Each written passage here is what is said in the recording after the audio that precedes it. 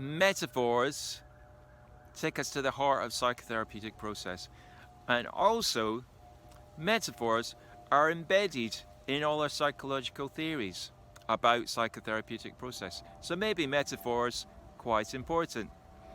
If that's interesting to you, here's a short video on my forthcoming workshop, Wild Metaphors, Reimagining Change and Creativity.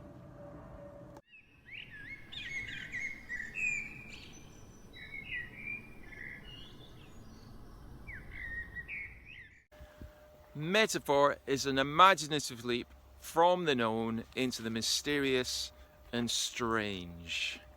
So for example, if I say, I'm feeling brighter today, that's a way to take something known and familiar, a brighter or a darker light, to convey something of my feeling, my mood, my experience, which is a kind of intangible process that you can't really point to, measure or weigh.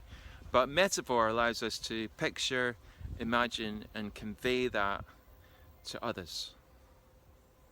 And in modern life, it makes sense that a lot of the metaphors we use to convey our experience come from the mind as machine metaphor, because we're surrounded by machines. So probably in the room you're in right now, there's at least 10 machines. And that's the known and the familiar. So it makes sense that we draw upon that to convey something of who we are and how we are. So we talk about feeling full up or run down, stuck, crashed, broken, fragmented, feeling resistance. We talk about parts of ourselves. We talk about inner objects. All that's from the mind as machine metaphor, which is fine. It does convey something of who we are and how we are. The problem, however, comes when, perhaps through overuse or a lack of alternative metaphors, the metaphorical background of this way of thinking and speaking and understanding gets lost, and instead of it being one way of seeing and doing, it becomes the way, and we come to imagine ourselves as machines. So technology sort of hijacks our sense of self,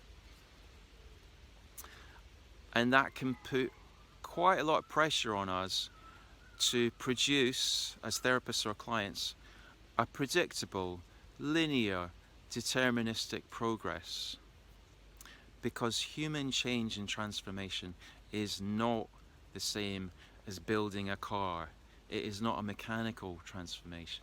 And on the workshop, what we're going to do is refresh our metaphorical usage by reimagining it, introducing ecological metaphors, which, as we will find out, are more aligned to the unpredictable, unruly,